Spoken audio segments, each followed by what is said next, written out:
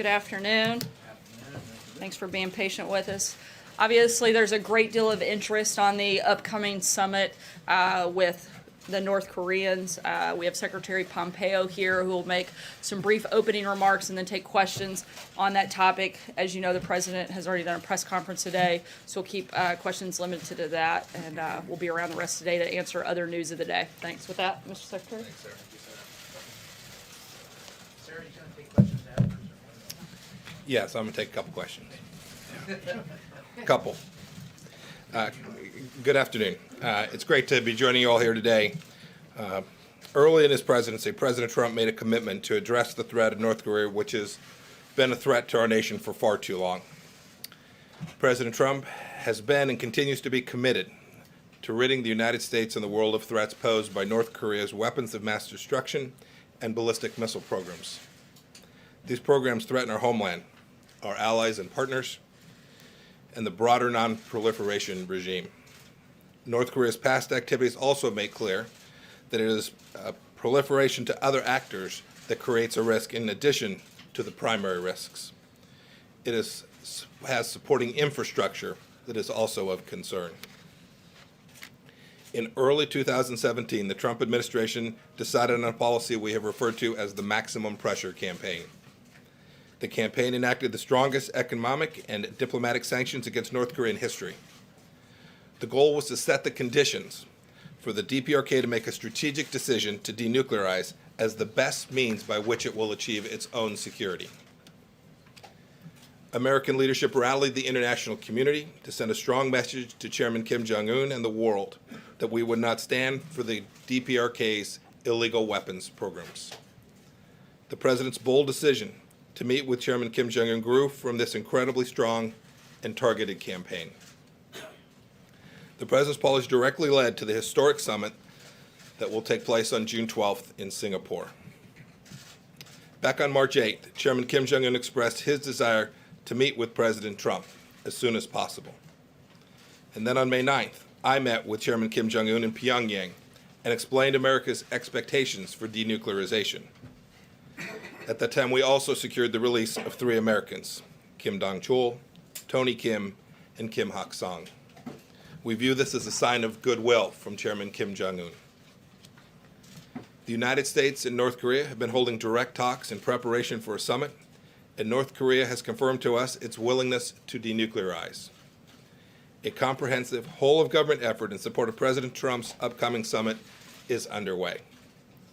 White House and State Department-led advance teams are finalizing logistical preparations and will remain in place in Singapore until the summit begins.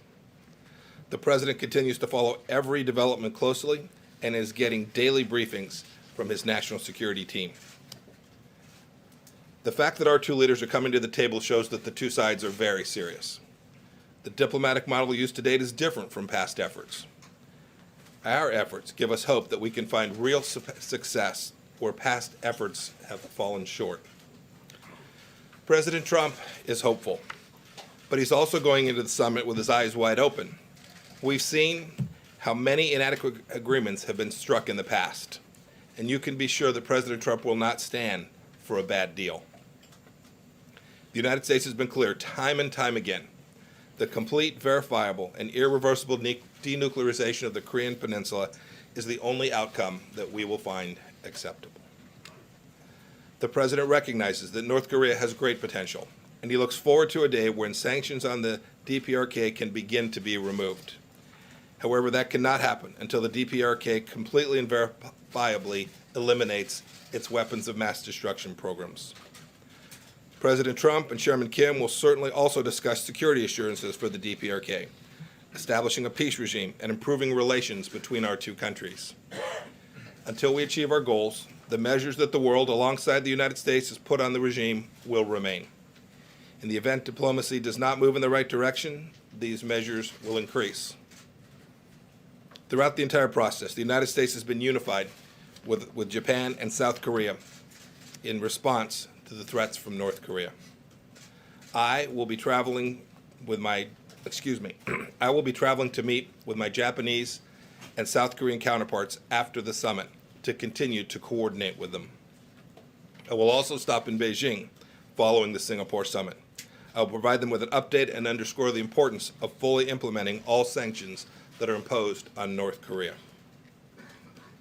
President Trump recognizes North Korea's desire for security and is prepared to ensure a DPRK free of its weapons of mass destruction is also a secure North Korea. President Trump has made it clear that if Kim Jong-un denuclearizes, there is a brighter path for North Korea and its people. We envision a strong, connected, secure, and prosperous North Korea that is integrated into the community of nations. We think that the people of the United States and North Korea can create a future defined by friendship and collaboration, and not by mistrust and fear. We believe that Chairman Kim Jong-un shares this positive vision for the future, and we are committed to find a path forward. And we assume and hope that that belief is sincere. We're looking forward to being in Singapore in just a few days. As a reminder, we'll take just a few questions before the Secretary has to depart. Roberta? Thank you. Yes, ma'am. What progress have you made in narrowing the gap in your understanding of denuclearization and North Korea's definition of denuclearization? Has there been progress in bringing that definition closer together? Yes. Can you describe that a little bit? No. That was quick. John Becker? Thank you, Sarah. Thank you, Secretary Pompeo. As you mentioned in your remarks, North Korea in the past has reneged on prior agreements that it's made with the U.S. government. So I have two questions for you. The first question has to do with your experience meeting with Kim Jong-un. Do you trust him? And my second question has to do with the negotiations that are upcoming with North Korea. Who, in your opinion, has the upper hand in the negotiations and why? So with respect to your first question, I've had the chance to meet with Chairman Kim Jong-un twice now. I can tell you he is very capable of articulating the things that he is prepared to do, present clearly the challenges that we all have to overcome. It's why the two leaders are meeting. It's the opportunity to lay those out clearly between the two leaders so that we can see if we can find a path forward together that achieves the outcomes that both countries want. And your second question? Who has the upper hand in the negotiations? Yeah, we don't think about it in terms of who has the upper hand. We know this has been a long, intractable challenge. It's gone on for decades. The president has said repeatedly previous administrations weren't prepared to do what we've done already. It's not about who has the upper hand. It's about trying to find a way where the two sides can come to an understanding where we can get concrete steps, not just words, that resolve this challenge. Secretary, first of all, the president said that he doesn't believe he needs to prepare very much ahead of the summit. Do you think that's a prudent approach? And also I want to get your reaction to Rudy Giuliani's comments that Kim Jong-un got back on his hands and knees and begged for the summit to go back on, whether you think he should be weighing in on these international affairs and whether you agree with that assessment. So with respect to your second question, I took him as being a small room and not being serious about the comments. I think it was a bit in jest. Do you think it could jeopardize the summit, or? We're moving forward. We're focused on the important things. I know Rudy doesn't speak for the administration when it comes to this negotiation and this set of issues. With respect to your first question, progress. We're making progress inch by inch, and we're going to travel there. This is different. The approach that President Trump is taking is fundamentally different. In the past, there had been months and months of detailed negotiations, and they got nowhere. This has already driven us to a place we've not been able to achieve before. Dave Boyer. Thank you, Mr. Secretary. The President said today that if the Singapore meeting goes well, he'd like to bring Kim Jong-un to Washington possibly for further meetings. Has Kim Jong-un invited the President to come to North Korea? So I don't want to talk to you about the conversations that have been had between the North Korean side and the United States. I'll leave that for the President to talk to. But I do want to get to, and this comes back to the other question that you asked about the President's preparation. So in my previous role, and I've said this before, you can look it up, there were few days that I left the Oval Office after having briefed the President that we didn't talk about North Korea. So over months and months, days and days, President Trump has been receiving briefings on this issue. about the military aspects of it, the commercial, economic aspects of it, the history of the relationship. And in the past few months, there have been near daily briefings, including today, where we have been providing the president all the information that he needs. And I am very confident the president will be fully prepared when he meets with his North Korean counterpart. Just having met the man twice now, what can you tell us about what opinions you've formed of Kim Jong-un as a person? Yeah, so I haven't spent that much time with him. What I have said publicly is he has indicated to me personally that he is prepared to denuclearize, that he understands that the current model doesn't work, that he's prepared to denuclearize, and that two, he understands that we can't do it the way we've done it before, that this has to be big and bold, and we have to agree to making major changes. We can't step through this over years, but rather need to acknowledge it will take some amount of time, that this doesn't happen instantaneously, but that the model for succeeding, security assurance and political normalization and denuclearization, completely verifiably and irreversibly, for that to take place, we've got to make bold decisions, and I'm hopeful that Chairman Kim Jong-un is prepared to make that decision for his country, a big shift in his strategic understanding of his security. Thank you. So you said that the president is prepared to talk about security guarantees for North Korea. We have seen in this administration that when new administrations come in, they can undo things that prior administrations have done. How can President Trump guarantee long-term security for North Korea and for Kim in particular? Well, look, we're going to have to do things that convince Chairman Kim that that's the case. Right? That's what we'll have to do. So let me give you an example. We are hopeful that we will put ourselves in a position where we can do something the previous administration didn't do.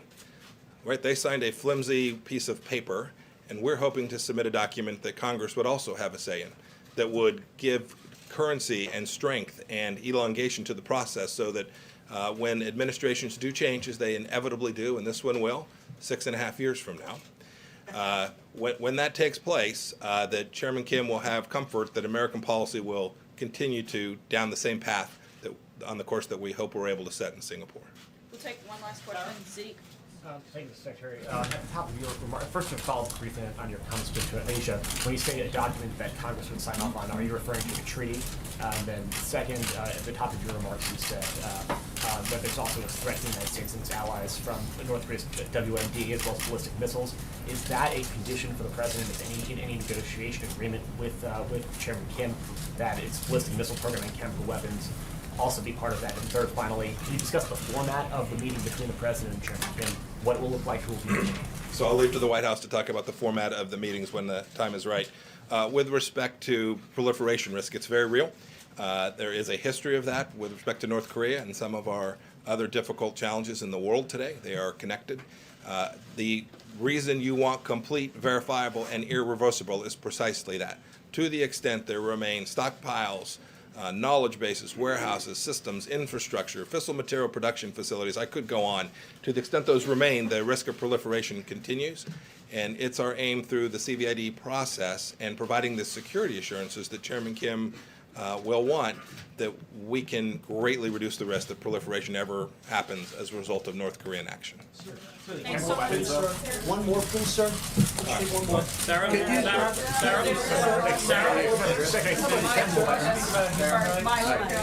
Secretary, can you explain the president's shift when he's gone from talking about us defining success for this meeting as a denuclearization of the peninsula to now talking about the need for more meetings? Can you explain what happened there and why this shift? And can you also describe your disagreements over North Korea internally with the National Security Advisor?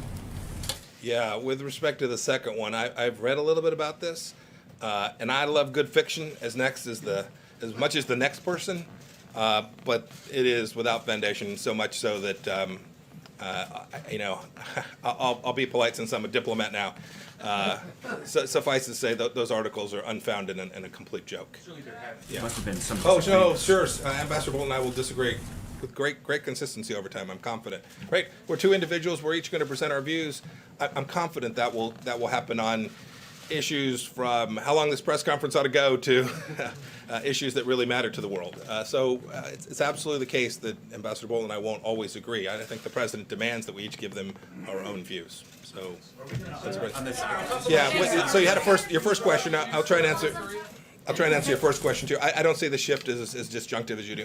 The president's always understood that this was a process. It's been very clear that there would always take a great deal of work to do this. So I think you can interpret how you will, but I think your characterization of that is also doesn't reflect the president's understanding. I think his understanding about this process has been pretty consistent since I've been working with him now almost a year and a half ago. Thanks so much.